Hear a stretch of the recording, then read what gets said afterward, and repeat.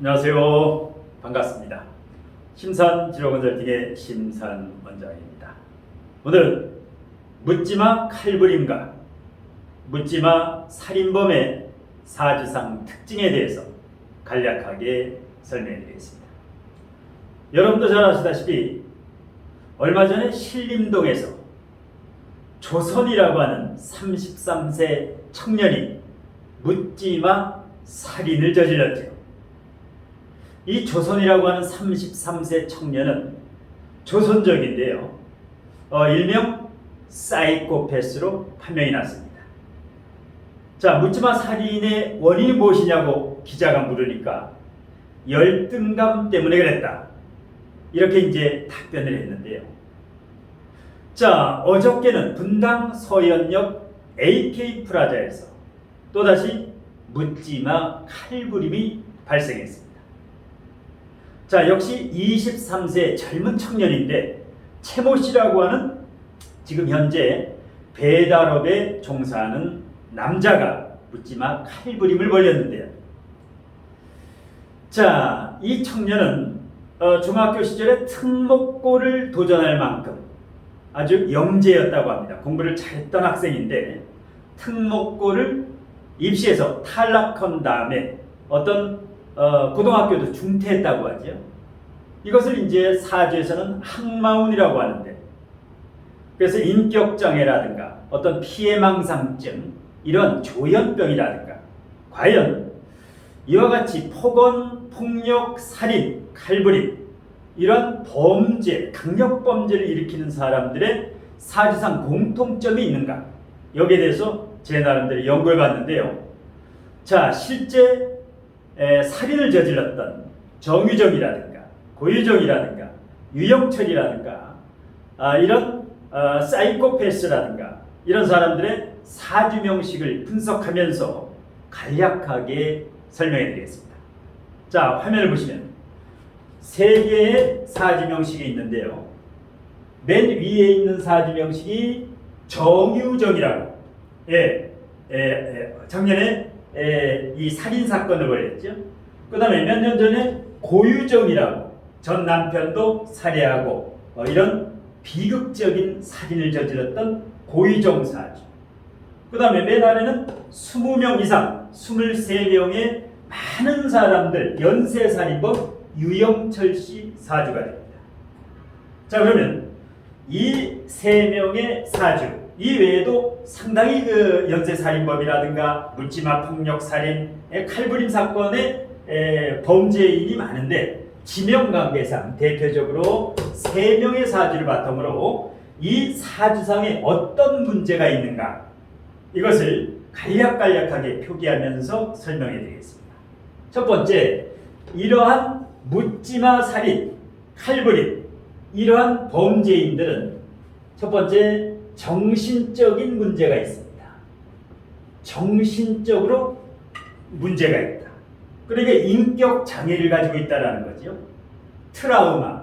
그러니까 어릴 때부터 부모님이나 가정 형편이나 부모님이 사업 실패라든가 이혼이라든가 이런 어릴 때 부모님으로부터 받은 형제로부터 받은 트라우마, 그걸로 인해서 인격 장애, 그 다음에 편집증이라든가 결벽증이라든가 그 외에도 정신질환, 조현병이라든가 이런 간질병이라든가 이러한 정신적인 어떤 문제가 반드시 있다라는 겁니다. 여기도 마찬가지입니다. 그래서 묻지마 칼부림과 살인범의 첫 번째 정신적인 문제가 공통점을 있다.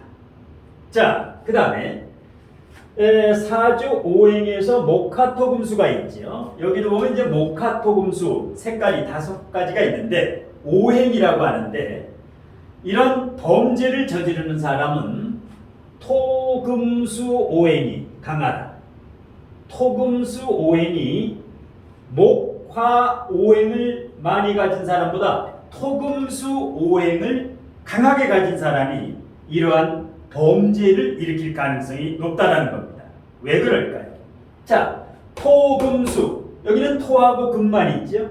여기는 토하고 금수만 있죠.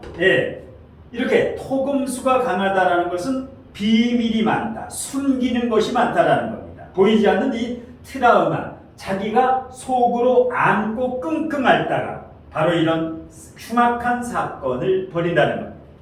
반면에 목화 기운이 강한 사람, 여기는 월지가 전부 수, 토, 토지예요. 월지가 목화인 사람은 대체적으로 토금수인 사람에 비해서 상대적으로 솔직담백하지.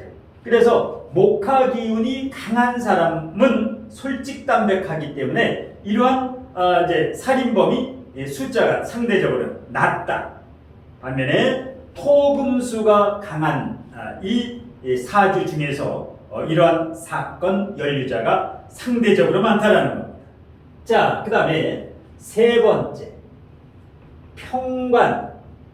다른 말로 칠살이라고도 하죠. 칠살. 예. 자, 평관이라고 하는 거. 자, 김효년, 병자월, 정유일, 계묘시에 자, 정화일간의 자수와 개수를 평관이라고 하죠. 평관이 뭘까요? 평관은 동물 중에 호랑이라고 생각하면 됩니다.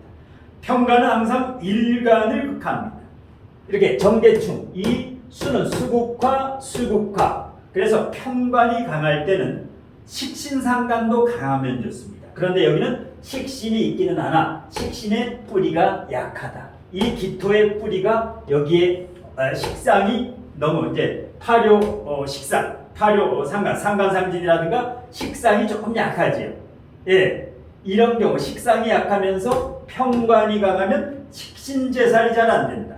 식신제살이 안 되면 평관은 항상 일간을 공격하기 때문에 피해망상증, 피해의식, 편집증, 결벽증 이런 것을 느끼기 때문에 평관이 강한데 제사를 해주지 못할 경우에 이런 범죄에 연루된다. 그 다음에 네 번째, 식상이 과다한 경우가 이런 문제를 일으키게 됩니다.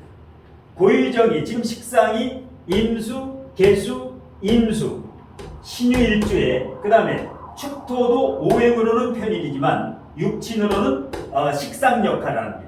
그러면 식상이 사주 전체에서 50%가 넘다. 50%, 60%, 70% 이렇게 식상이 과다하면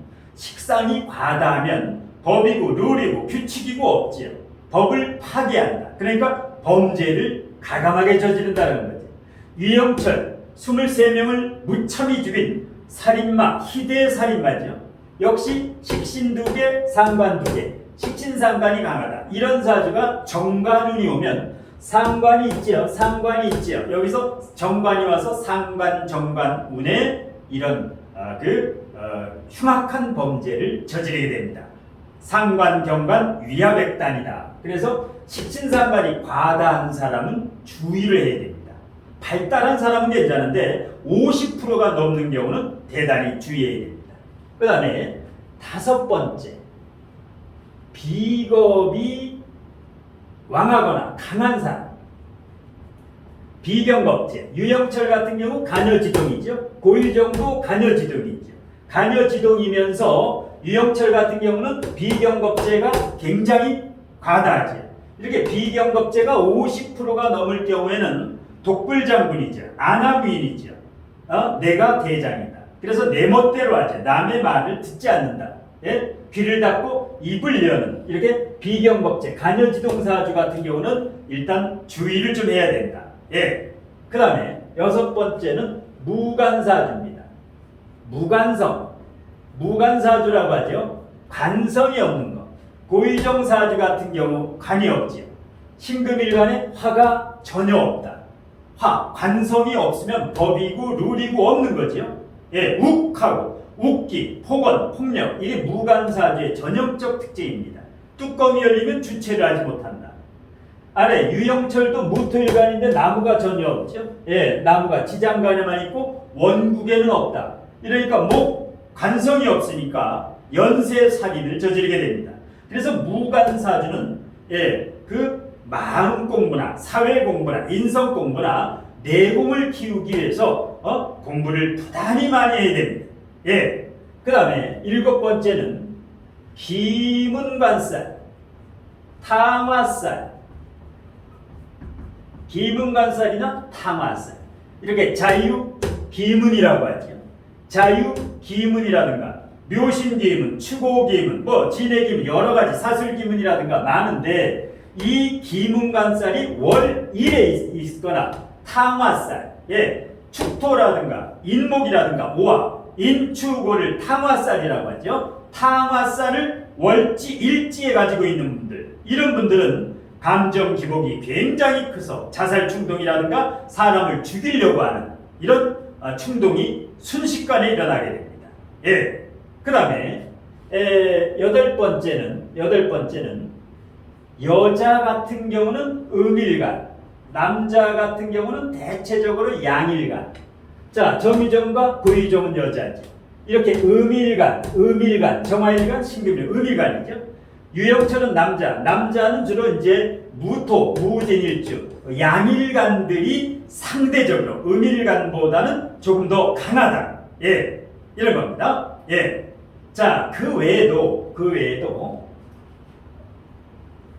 부모, 불화,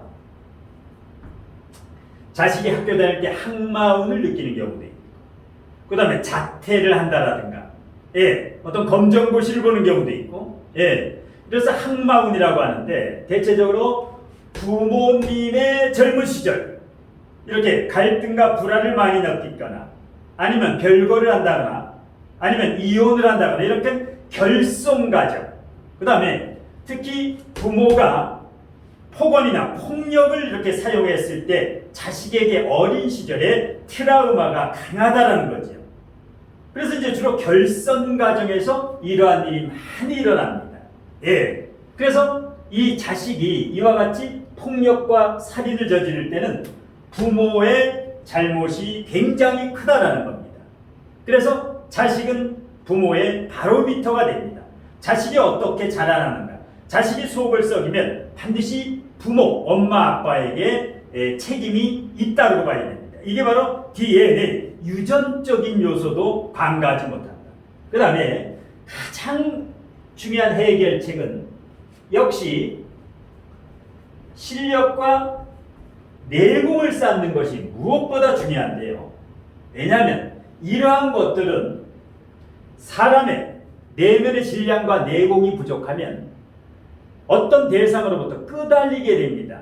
신에 끄달린다든가 집착심이라든가 이 각종 조상심이라든가 끄달리게 됩니다. 이게 바로 우울증, 조울증, 공황장애, 편집증, 결벽증, 조현병, 사이코패스, 인격장애, 열등감. 그래서 이런 정신적인 이제 불안함, 탁한 기운, 이것을 바로 실력과 내공이 부족하면 사람은 영원히 탁해집니다.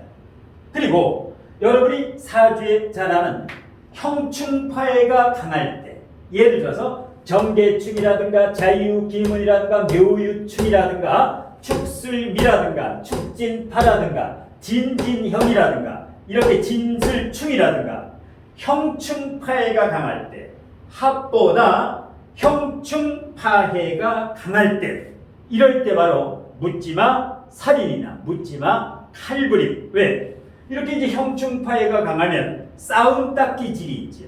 순둥이 기질이 아니라 합이 많으면 순둥이 기질, 부하내동하는데 이렇게 합충 형파에서 형충파해가 많으면 어떻게 됩니까? 항상 싸움 딱 기질. 분노, 이게 분노 조절 장애라고 하죠. 그래서 일단은 1번부터 9번까지를 모두 고칠 수 있는 솔루션, 해결책은 부족한 실력과 내공을 키우면 전부 이 사주상 불합리한 점은 극복할 수가 있습니다. 왜냐하면 이 사주라는 것은 30%의 전생 성적표가 됩니다. 나머지 30%는 환경적인 혈연, 지연, 학연이라든가 이런 환경적인 요소, 그리고 나머지 40%는 본인의 노력과 의지로 운명 개척적인 삶을 살 수가 있다. 그래서 사주에 좌지우지할 수 있는 것은 30%, 타고난 30%, 나머지 70%는 본인의 노력과 그 다음에 이러한 것을 사주에서 금방 찾을 수가 있습니다. 그러니까 자녀와 부모가 원수지간입니다. 전생에 빚꼬리쟁이로 만난다. 전생의 원수 중에 철천지원수가 부모 자식 간의 인연입니다. 빚이 많을수록 가까운 부모와 자식은 어떻게 됩니까? 무촌이지요. 촌수가 없지요. 인연을 끊을 수가 없지요. 절연을 할 수가 없다. 이게 전생에 각자에게 진 빚을 부모가 먼저 갚고 그 다음에 자식이 장성해서 부모에게 효도해서 갚는, 자 이렇게 이제 부모와 자식, 그 다음에 형제간, 그 다음에 부부간, 이것은 전생의 까르마, 업의 고리로 인한 인연이 됩니다. 이 인연은 사주불루치, 사주팔자 네 기둥을 보면 금방 알 수가 있다. 그래서 1번부터 9번까지 중에 우리 자식은 나는 어느 정도 우리 배우자와 나, 그 다음에 배우자끼리 왜 불화하는가, 그 다음에 형제끼리, 부모와 형제 간에 왜 사이가 안 좋은가, 부모 자식 간에 왜 원수지간인가, 이런 것은 사주를 정확히 분석을 받으면 알 수가 있습니다. 그래서 가족의 문제가 있는 경우는 가족 전체, 엄마 아빠라든가 자식, 가족 전체의 사주를 종합적으로 정밀 컨설팅을 보면 그 집안의 문제점을 근본적으로 해결하는 게 좋습니다. 요즘 이와 같이 묻지마 칼부림과 폭력, 살인범, 똑같은 사주는 아니지만 자식이 속을 썩여서, 아니면 부부간의 불화에서 졸혼이라든가 이혼이라든가 심지어는 황혼이혼을 생각하는 분이 급증하고 있는데요. 걱정하실 거 없습니다. 문제점이 있으면, 병이 있으면 반드시 약이 있습니다. 문제점이 있으면 솔루션, 해결책이 있게 마련입니다.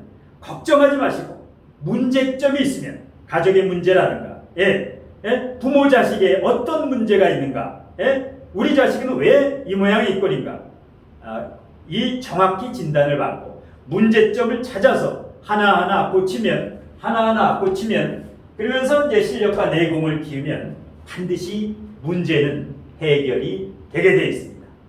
그래서 걱정하지 마시고, 부부간의 문제라든가 자녀 문제라든가 자녀의 진로 문제라든가 성인의 부부간의 궁합 문제라든가 일단 여러 가지에서 근본적인 해결책을 원하시는 분은 우측 상단에 제 연락처로 일단 제가 강의와 사주 상담으로 바쁜 관계로 일단 문자 신청을 하시면, 그 다음에 제 유튜브 동영상 아래 더보기를 클릭하시면, 유튜브 동영상 제목 아래 더보기를 클릭하시면 상담 신청이라든가 그 다음에 상담 비용이라든가 자세하게 안내되어 있으니까 한번 읽어보시고 신청을 하시면 제가 시간 나는 대로 스케줄을 정해서 상담을 해드리겠습니다. 자, 오늘 심사원장의 묻지마 칼부림과 폭력 살인범의 사주상 특징에 대한 강의는 이것으로 모두 마치고, 찜통 무더위에 건강관리 잘 하시길 바라면서 오늘 강의는 이것으로 모두 마치겠습니다. 고맙습니다.